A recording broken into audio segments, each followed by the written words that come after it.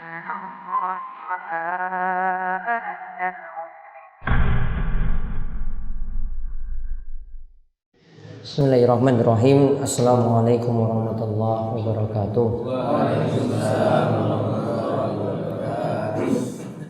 Alhamdulillahilladzi arsala rasulahu bil huda wa dinil haqq liyudhhirahu 'alad dini kulli wa kafa billahi shahida.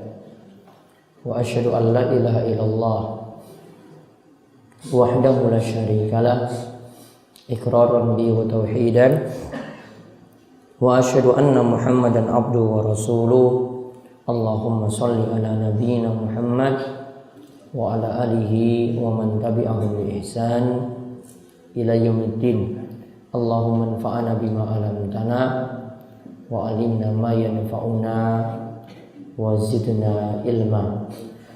Alhamdulillah, para jamaah sekalian, Bapak yang mungkin senantiasa dirahmati dan diberkahi oleh Allah Subhanahu wa taala, kita bersyukur di kesempatan subuh hari ini kita semuanya diberi taufik dan hidayah, berada dalam keadaan sehat walafiat, diberikan umur yang penuh berkah, karena kita berusaha untuk berada dalam majelis ilmu, majelis yang mudah-mudahan diberkahi dan dirahmati oleh Allah Subhanahu wa taala. Dan tujuan kita kembali untuk mengkaji bahasan-bahasan penting dalam agama ini, yaitu kita akan gali kembali dari hadis yang dibawakan oleh Imam Ibnu Hajar al-Asqalani yang berisi hadis-hadis pokok yang membicarakan tentang masalah hukum. Kali ini insya Allah kita akan melanjutkan pembahasan wudu, masih membacakan hadis Satim Utsman yang mempraktekkan wudu dari Nabi Sallallahu Alaihi Wasallam.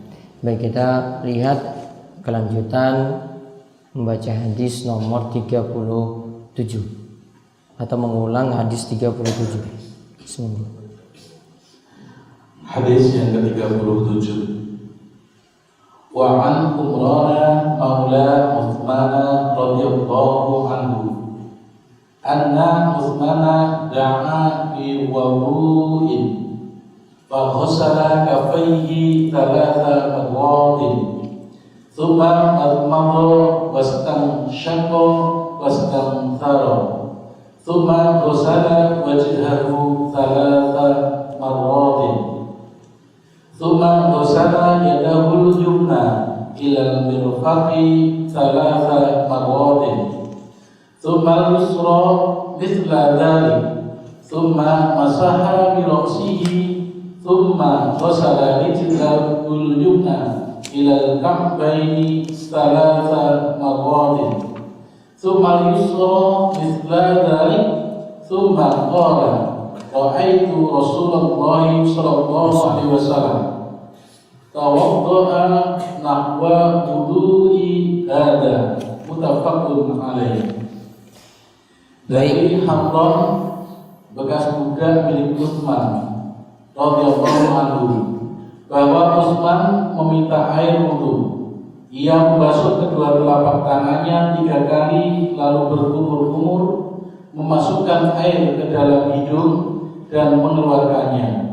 Beliau lalu membasuh wajahnya 3 kali, membasuh tangan kanannya hingga siku-siku 3 kali, dan tangan kirinya pun begitu pula. Kemudian mengusap kepalanya, lalu membasuh kaki kanannya hingga kedua mata kaki sebanyak 3 kali, dan kaki kirinya pun begitu pula. Kemudian Utsman berkata, saya melihat Rasulullah Sallallahu Alaihi Wasallam berwudu seperti wuduku ini. Muttafaqun alaih. Baik. Dari Humran, dia bekas budak dari Utsman bin Affan. Dia mengatakan tuannya dulu, yaitu Utsman bin Affan, itu pernah meminta diambilkan wudu, pernah meminta diambilkan air wudu. Wudu ini beda dengan wudu. Kalau wudu itu aktivitas berwudu, kalau wudu itu artinya air yang digunakan untuk berwudu. Ya, wudu itu air yang digunakan untuk berwudu. Sama dengan istilah suhur dan sahur. Kalau sahur itu makanannya. Ya. Misalnya tiwulnya itu sahur namanya. Namun aktivitas makan sahur itu namanya suhur. Aktivitasnya itu namanya suhur. Makanannya itu namanya sahur. Kemudian ketika itu faghsala kaffai salasa marratin. Utsman membasuh telapak tangannya itu 3 kali. Membasuh telapak tangannya itu 3 kali. Summa matmadah. Lalu kumur-kumur. Summa matmadah wastansyaqa wastansara. Utsman itu kumur-kumur, kemudian wastansyaqa, dia menghirup air masuk ke dalam hidung. Jadi airnya itu dihirup. Wastansyaqa, kemudian wastansara, dikeluarkan lagi dari hidung. Jadi caranya untuk hidung itu airnya itu dihirup. Dihirup dengan tangan kanan, dikeluarkan dengan tangan kiri. Ditarik. Dan di sini kalau kita melihat gabungan dari riwayat-riwayat yang lainnya, antara kumur-kumur dan masukkan air dalam hidung itu cuma dari 1 cidukan saja. Jadi ambil separuh untuk mulut, kumur-kumur buang, separuh lagi untuk masukkan dalam hidung. Karena di sini tidak juga disebutkan dipisah. Tidak disebutkan Nabi SAW masukkan air dalam mulut, kumur-kumur, lalu ambil air yang baru lagi untuk hidung. Artinya cuma 1 jalan saja untuk kumur-kumur dan memasukkan air dalam hidung. Kira-kira hemat atau tidak? Hemat. Jadi nggak boros-boros. Ya, ketika Nabi SAW ya berkumur-kumur dan memasukkan air dalam hidung tadi, kalau kita itu 6 kali, Nabi SAW cuma 3 kali saja. Penghematannya sudah seperti itu. Summa ghasala wajhahu salasa marrat. Adapun tadi ini tidak disebutkan 3 kali. 3 kali untuk berkumur-kumur dan masukkan air dalam hidung itu dilihat dari riwayat yang lain. Kemudian Rasulullah SAW membasuh wajahnya 3 kali. Summa ghasala wajhahu salasa marrat. Rasul membasuh atau mencuci wajahnya itu 3 kali. Cara membasuh atau mencuci wajah, ingat wajah itu ya dikatakan oleh para ulama mulai batasannya dari bagian tumbuh rambut yang normal sini. Ini rambut normal ya.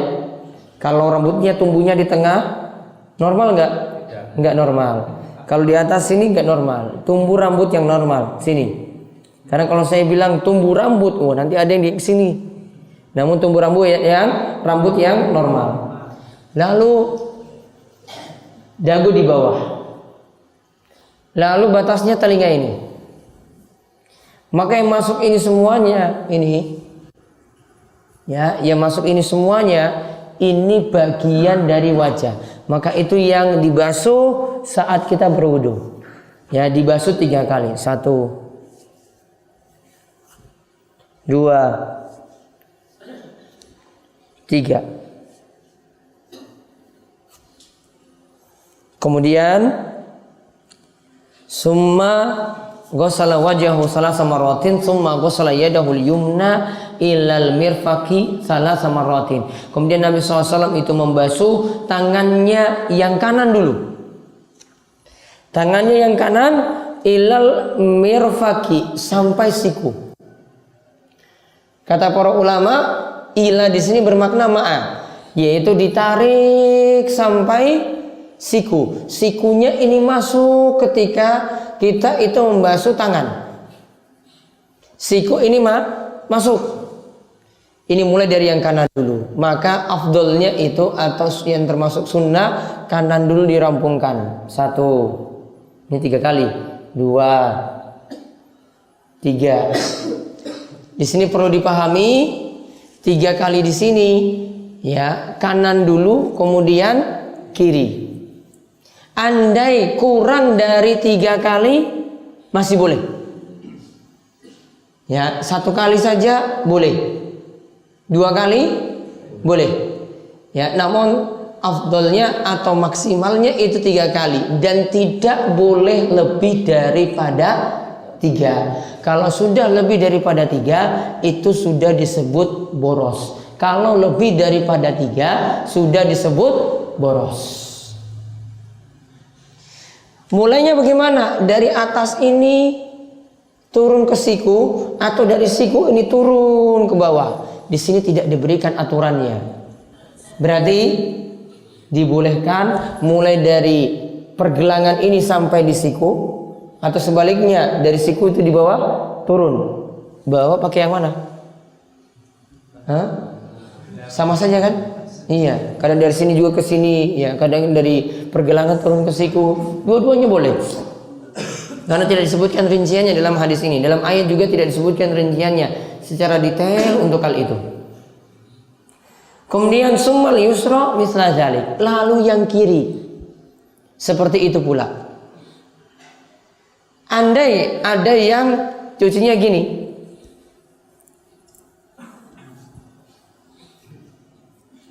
pernah lihat? Ya, kayak pencak silat memang Pak Camat.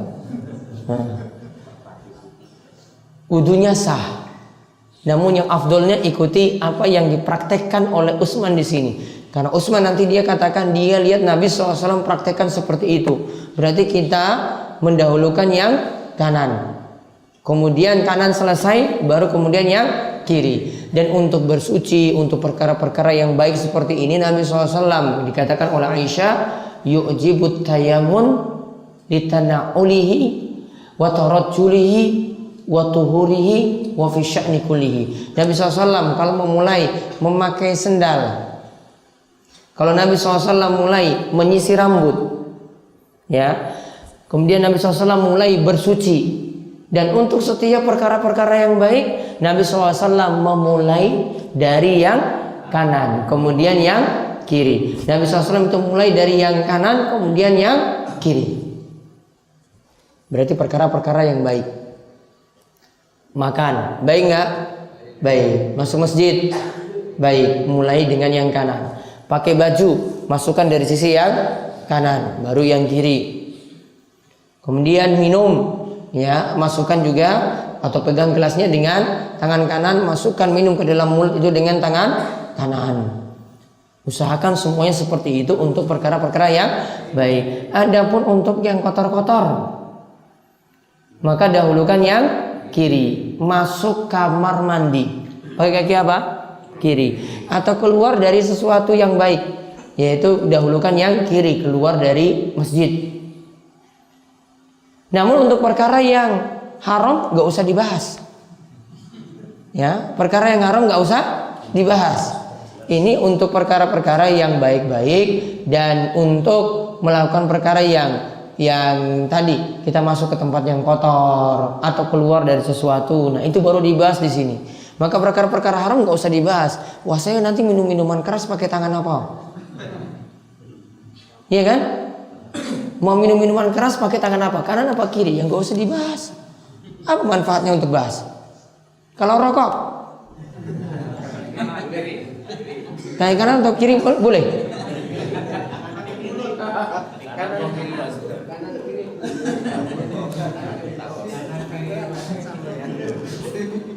Gak usah dibahas. Untuk apa bahas? Gak manfaat saya bahas itu. Kemudian summa masaha bi ra'sihi. Lalu Nabi SAW usap kepalanya. Ya, Nabi SAW usap kepalanya. Kata para ulama, bi ra'sihi ini maknanya ini adalah seluruhnya. Ini pendapat yang paling tepat. Sedangkan kalau di tengah-tengah kita itu nganggapnya sebagian kepala. Namun ini pendapat yang kurang tepat. Ya, ini pendapat yang kurang tepat. Nanti kita akan lihat dari praktek-praktek Nabi SAW lagi yang lainnya.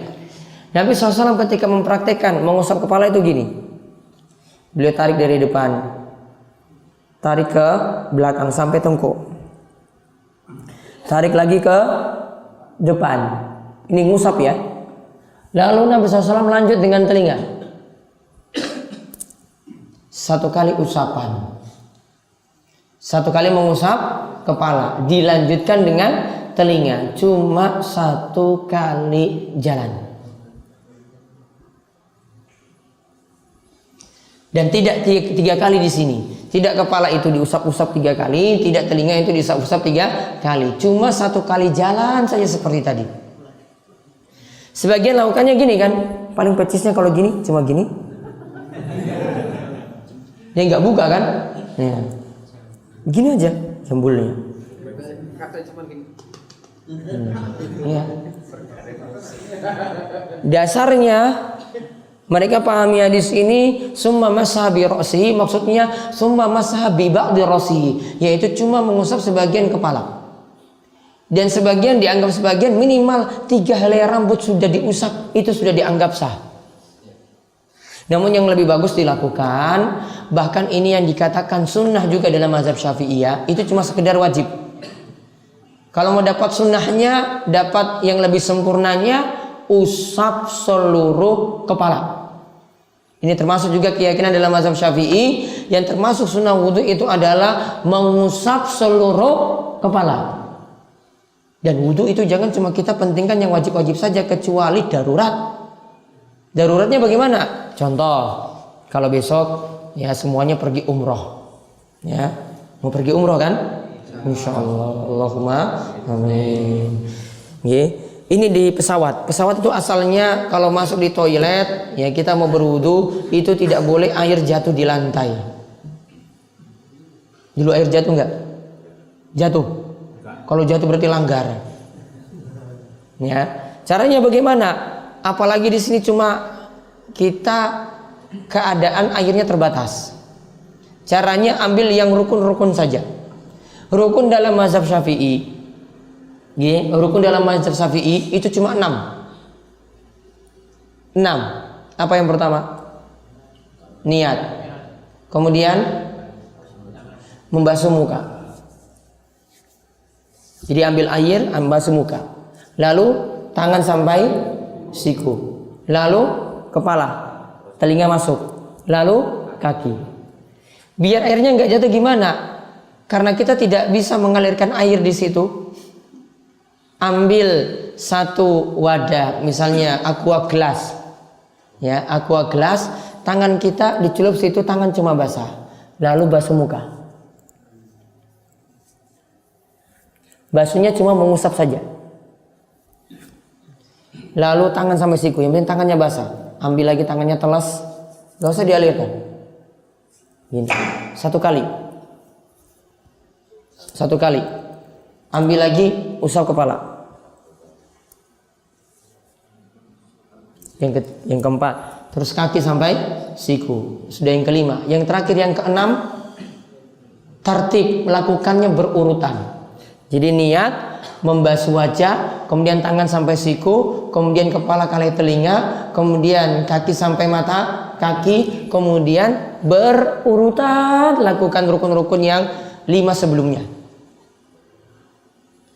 Coba diingat rukunnya.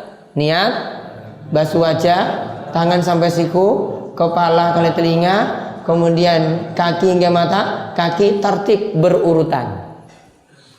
Sudah dapat yang rukun. Namun kalau di luar kondisi darurat tadi, tetap disarankan lakukannya dengan sempurna. Tetap disarankan lakukan dengan sempurna. Maka kepala tadi ya baiknya usap semuanya. Lalu kemudian Nabi SAW sebutkan summa ghassala rijlahul yumna ilal ka'bain. Kemudian Utsman di sini mempraktekkan dia mencuci atau membasuh kakinya yang kanan dulu sampai ka'bain, sampai mata kaki. Bagian tonjolan itu ikut diusap. Ila di sini maknanya ma'a, yaitu bersama mata kaki. Dibasuh, dicuci 3 kali, salasa marratin. Dibasuh, dicuci sebanyak 3 kali, salasa marratin. summa lisra misla dzalik. Kemudian yang kiri seperti itu pula. Summa qal. Kemudian Utsman ketika itu mengatakan, ra'aitu, aku melihat Rasulullah sallallahu alaihi wasallam, Rasulullah sallallahu alaihi wasallam tawaddoa, berwudu, nahwa wudu'i hadza, berwudu seperti wuduku ini.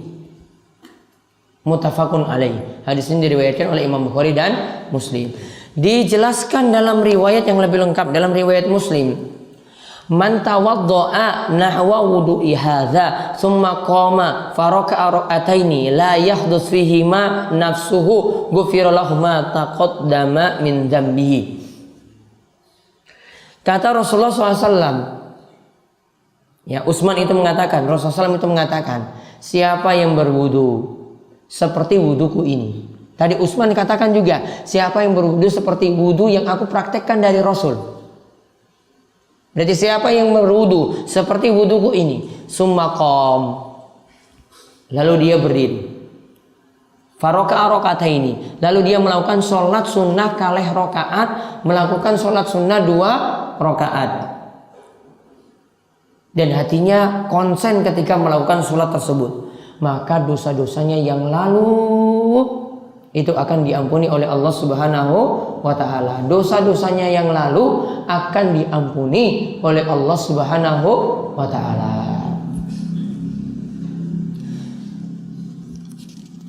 Nah, maka kesimpulannya untuk kalimat yang terakhir ini ada perintah untuk melakukan sholat sunnah wudu. Ada perintah untuk melakukan sholat sunnah wudu. Kapan dilakukan? Kapan dilakukan? Setelah kita itu berwudu.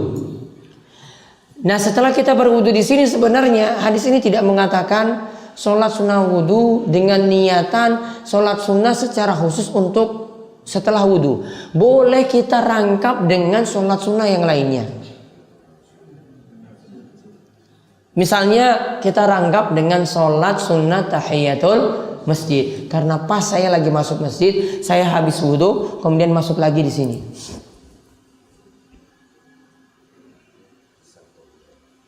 Jadi niatannya rangkap. Terus niatannya bagaimana?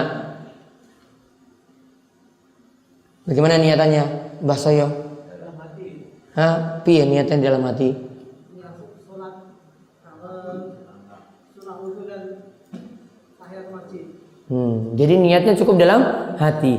Ini orang kalau mau buat bahasa Arabnya sulit loh ini. Kepiye niatnya iki rangkap. Piye Mbah Sudar? Ora iso bahasa Arab berarti. Wajib. Enggak bisa rangkap-rangkap. Ya. Coba usolli. Usolli apa coba buat apa gimana niatan sholatnya lagi? Oh, usolli sunatun rangkap. Wudu kali tahiyat dan masjid. Wis angel lah. Iya. Padahal bisa kita rangkap seperti ini. Makanya yang lebih tepat, walaupun niat itu muqtarinan bi fi'li, sebagaimana dikatakan dalam matan Safinatun Najah, yang namanya niat itu adalah kehendak untuk melakukan sesuatu muqtarinan bi fi'lihi, sebelum kita melakukannya. Jadi mau masuk sholat baru niat, bukan dari rumah. Kalau dari rumah niat itu namanya azam, tekad. Namun kalau mau masuk sudah berdiri di shaf hadap kiblat, mau takbir, maka dia sudah membangun niat di situ. Nah, itu yang namanya niat oleh para ulama Syafi'iyah. Jadi niat itu muqtarinan bi fi'lihi, terkait dengan perbuatannya. Jadi nggak lama-lama, memulai dulu baru mulai nih niat. Nah, ketika itu cukup niat ini sepakat. Ini sepakat para ulama, tidak ada yang beda pendapat. Ini sepakat para ulama, niat itu tempatnya di dalam hati. Adapun tuntutan untuk dilafadzkan, ini perbedaan pendapat di antara para ulama. Namun yang lebih tepat, niat tidak perlu dilafadzkan, tidak perlu dilafadzkan dengan nawaitul wudu ali rafil hadasi, tidak perlu dilafadzkan dengan usolli sunnatul fajri misalnya, ya, tidak perlu dilafadzkan seperti itu. Cukup dibangun di dalam hati. Ini sepakat para ulama. Jadi sudah bisa terjawab tadi. Masuk, punya saya sholat sunnah wudu, saya masukkan dengan sholat tahiyatul masjid. Saya kerjakan tahiyatul masjid saja 2 rakaat, sholat sunnah wudu sudah masuk ketika itu. Bahkan bisa 3, misalnya tadi sholat sunnah fajar. Bisa 3, misalkan sholat sunnah fajar. Maka sholat sunnah fajar tadi melakukannya cukup 2 rakaat, di dalamnya bisa masuk tahiyatul masjid, di dalamnya bisa masuk sholat sunnah wudu. Sudah 3 sholat sunnah sekaligus, dapat 3-3-nya. Karena dia baru wudu, karena dia baru masuk masjid, lalu melakukan sholat sunnah fajar cuma 2 rakaat untuk 3 niatan ini, maka sudah mendapatkan pahala 3-3-nya. Maka coba lihat sederhana, wong yang ngaji, wong sing ngaji itu amalannya singkat, namun pahalanya banyak. Orang yang nggak ngaji buat amalannya banyak, malah amalan-amalannya kadang tidak ada tuntunan. Jadi kalau orang tahu ilmu, orang itu ngaji, amalan-amalannya itu sederhana saja, namun sudah di dalamnya itu pahalanya banyak. Namun kalau orang itu nggak pernah ngaji, nggak tahu ilmu seperti ini, ya sudah, dia amalan tuh asal-asalan. Nah, pokoknya saya sholat 2, tambah lagi 2, tambah lagi 2. Kadang ba'da subuh masih lagi sholat sunnah. Ini kadang saya lihat aneh itu pada orang-orang Indonesia loh. Ya, saya itu malu sendiri kalau sholat di Masjidil Haram itu lihat, wah ini ba'da subuh, kok dia berdiri lagi, sholat sunnah lagi. Ya, sholat sunnah lagi. Kadang seperti itu orang Arab itu negur. Ya, untung nggak kanan kirinya itu orang Arab. Kalau orang Arab itu lihat, langsung tuh biasanya ditegur. Mbah, kan ya panggil pakai bahasa Arab lah, ya, tak terjemahkan. Itu sholat apa? Ba'da subuh loh, ada sholat sunnah? Nggak ada. Ya, nggak ada sholat sunnah. Kecuali nantinya kalau ada yang bangun telat masuk masjid sudah langsung sholat subuh, sholat sunnah fajarnya tidak sempat dilakukan. Ada nggak kayak gitu? Ada. Ya, Bapak Parjo misalnya masuk masjid langsung sholat subuh. Ya, tadi mungkin ya nggak ada waktu mandi dulu, nggak tahulah mandi apa. Masuk langsung sholat wajib subuh. Sholat sunnah fajarnya bagaimana? Saran saya setelah sholat subuh boleh dikerjakan sholat sunnah fajarnya, dengan catatan di sini tidak sering-sering. Wah besok telat lagi. Wah bar subuh nanti sholat sunnah fajar lagi. Wah besok telat meneh. Bar subuh sholat sunnah fajar lagi. Wah ini keterlaluan. Yang tadi dimaksudkan ini kalau dia punya uzur. Nah, mungkin karena ke toilet dulu nggak sempat, wah sudah iqomah langsung ke masjid, setelah wudhu langsung ke masjid, lalu sholat subuh. Sholat sunnah fajarnya bagaimana? Saya sarankan lakukan setelah sholat subuh. Lakukan sholat sunnah fajar 2 rakaat. Kalau ada yang tanya, mohon maaf tadi itu saya telat, jadi saya nggak sempat sholat sunnah fajar, padahal pahalanya itu besar. Saya lakukan setelah sholat subuh. Ya jangan sering-sering. Masa uzur itu sering-sering? Wah sesok menit telat meneh. Ya, gitu. Jangan salah-salahkan Pak Parjo, yang lainnya juga. Nah, faedah yang bisa kita ambil dari hadis ini, beberapa hal yang bisa kita ambil. Kita lihat di sini siapa yang ajarkan wudu kepada Humran? Utsman bin Affan. Utsman bin Affan ketika itu posisinya sebagai siapa? Utsman bin Affan itu kedudukannya sahabat yang mulia dan dia juga adalah seorang khalifah. Kalau di tengah-tengah kita berarti seorang presiden. Pernah lihat presiden ngajar warganya itu wudu? Masuk Masjid Istiqlal, lalu lihat wah ini wudunya ora beres ini mas ini tak warai wudu. Iki lho carane. Malah pinter wargane karo presiden.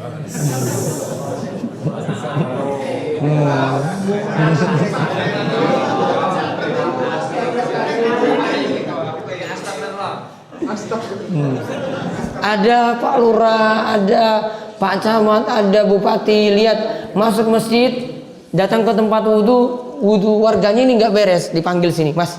Ini loh cara wudunya seperti ini. Ini kemarin saya ngaji di Wara, ini loh caranya. Ya, kumur-kumur, masukkan air dalam hidung, basuh muka, tangan sampai siku, kepala, telinga, kaki. Contohkan seperti ini. Kira-kira contoh seperti ini langsung diterima atau tidak? Tidak. Presiden yang ngajarin loh. Presiden kadang-kadang sulit. Hah? Kalau dia itu ajarin dengan baik, waduh sampai ngomong hadis-hadisnya juga ini loh. Wah ini saya ngaji ini kemarin tuh hadis Utsman. Oh, paham saya begini kok. Saya misalnya gitu. Oh, ini warga yang ngeyel ini yang warga Serapi gitu.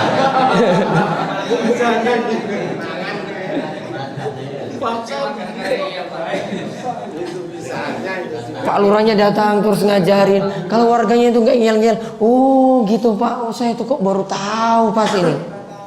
Insya Allah diterima, matur nuwun, dia terima kasih. Ya biasanya dengan Pak Lurahnya itu enggak ngeyel. Kalau dengan Pak Sudar mungkin. Karena biasanya dia ngeyel. Gitu. Kalau diajarin kayak gini langsung terima. Alhamdulillah diajarin seperti itu. Langsung dari atasannya langsung ngajarkan kepada rakyatnya. Insya Allah mudah diterima. Maka kalau punya kekuatan, punya kekuasaan, ngajarin seperti itu, manfaatkan untuk dakwah. Ini contohkan seperti ini loh.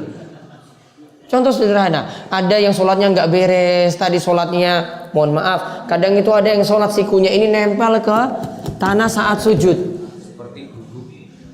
Seperti apa?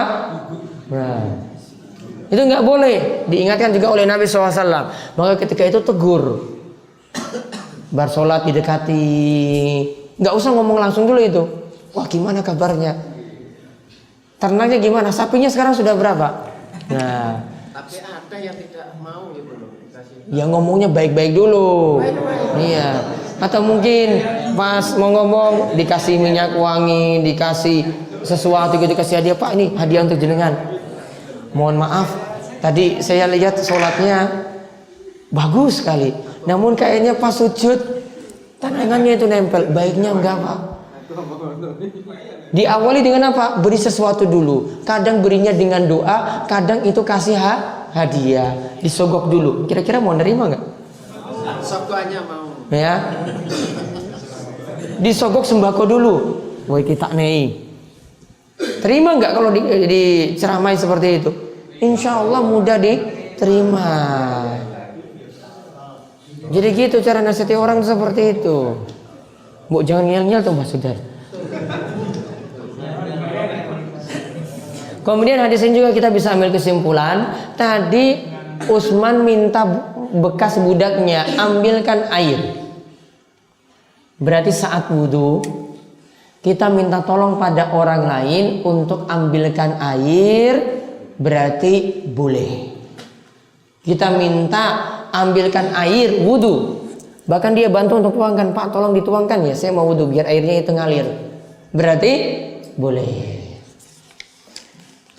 Faedah yang lainnya lagi, kita tuh hendaklah berusaha kalau mempraktekkan wudhu, mempraktekkan ibadah-ibadah yang lainnya, berusaha untuk mendekati apa yang telah diajarkan oleh baginda Nabi Sallallahu Alaihi Wasallam. Para ulama itu sudah punya buku-buku banyak sekali, karya-karya mereka banyak. Ada yang punya buku sifat wudhu Nabi, tata cara wudhu Nabi Sallallahu Alaihi Wasallam. Ada yang punya buku lagi sifat sholatin Nabi Sallallahu Alaihi Wasallam, tata cara sholat Nabi Sallallahu Alaihi Wasallam. Persis dicontohkan dari hadis-hadis, persis plek seperti yang Nabi Sallallahu Alaihi Wasallam itu ajarkan. Ada lagi yang punya kitab Sifatus Shaumin Nabi Sallallahu Alaihi Wasallam, tata cara puasanya Nabi Sallallahu Alaihi Wasallam. Para ulama sudah bantu kita untuk beribadah yang baik, untuk beribadah yang benar. Mari kita kaji bareng-bareng. Kitab ini Bulughul Maram ini dihususkan nanti, misalnya dalam pembahasan sholat, ada situ Imam Ibnu Hajar itu membawakan bab Sifatus Sholatin Nabi Sallallahu Alaihi Wasallam, tata cara sholat Nabi Sallallahu Alaihi Wasallam, pakai hadis-hadis yang sahih, pakai hadis-hadis yang kuat-kuat, kemudian menerangkan tata cara sholat Nabi Sallallahu Alaihi Wasallam. Tugas kita ikuti apa yang Nabi Sallallahu Alaihi Wasallam untuk praktekkan. Kalau prakteknya itu persis dengan Nabi Sallallahu Alaihi Wasallam, pahalanya lebih besar. Karena itibanya, ikut sertanya pada ajaran Nabi Sallallahu Alaihi Wasallam itu lebih besar. Jangan buat tata cara sendiri. Sebagian orang ini praktek sholat tuh di mana-mana. Kalau untuk praktek sholat khusyuk, kira-kira sholat di muka bumi ini yang paling khusus di muka bumi sejak zaman Nabi SAW sampai saat ini, siapa sholatnya yang paling khusyuk? Siapa sholatnya yang paling khusyuk? Nabi SAW. Berarti kalau ingin mempraktekkan sholat khusyuk, lakukanlah sholat seperti yang Nabi SAW itu lakukan. Ada tata cara praktek sholatnya dia praktekkan, bahkan dibuat seminar. Ya, sebagian itu praktekkan, pokoknya matanya itu dipejamkan ketika sholat. Seperti ini malah menyelisih apa yang diajarkan oleh Nabi. Nabi SAW itu sarankan ketika kita itu sholat, lihat ke tempat sujud. Bukan matanya dipejamkan. Maka kalau mau menggapai khusyuk, lihat ke tempat sujud. Itu berarti nanti lebih khusyuk. Ya, ini untuk perkara dalam sholatnya seperti itu. Kemudian praktekkan angkat tangannya. Lihat Nabi SAW itu lakukan seperti apa. Nabi SAW kalau angkat tangan sejajar pundak atau tidak sejajar telinga. Atau kita juga bisa praktekkan antara pundak dan telinga. Boleh sejajar. Allahu Akbar. Kalau praktekkan seperti ini asalnya sholatnya tidak khusyuk. Kalau di bawah sini juga tidak khusyuk. Khusyuknya ikuti apa yang diajarkan oleh Nabi Sallallahu Alaihi Wasallam. Sedekapnya, Allahu Akbar, sedekap. Bisa di dada sini, di sini. Bisa turun sedikit di perut. Sini bisa. Saran saya nggak di sini. Ya, ini salah dalam memahami hadis. Yang tepat di sini, di atas dada. Di dada, bukan di atas. Kalau ini di atas ini, keliru. Salah dalam terjemahin. Gini. Atau turun sedikit di perut atau di pusarnya. Boleh. Tidak ada hadis yang menetapkan hal ini yang persis, ya, kecuali hadis-hadis yang dhaif, maka semuanya itu ditolak, maka nanti meletakkan tangannya itu bebas seperti tadi. Ya, asalkan tidak terlalu di atas seperti ini. Ada yang gini, cara meletakkan tangannya.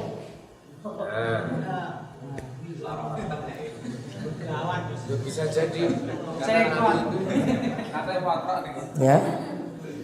Ini tidak dicontohkan oleh Nabi Sallallahu Alaihi Wasallam. Bahkan Nabi SAW ingatkan sholat seperti itu tidak boleh. Tangan seperti ini diletakkan ketika sholat tidak boleh. Maka usahakan untuk tiru Nabi Sallallahu Alaihi Wasallam.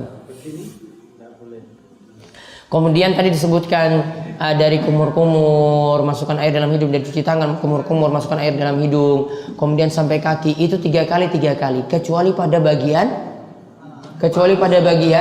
kepala. Kepala itu cuma 1 kali mengusap, kepala kali telinga.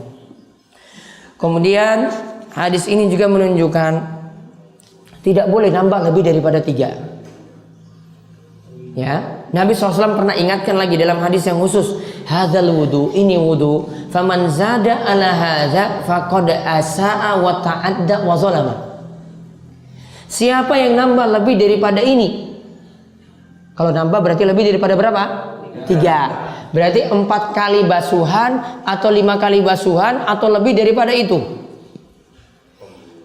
Maka dia telah asa, telah berbuat jelek, wa ta'adda, telah berlebihan, wa zalama, dan telah berbuat zalim.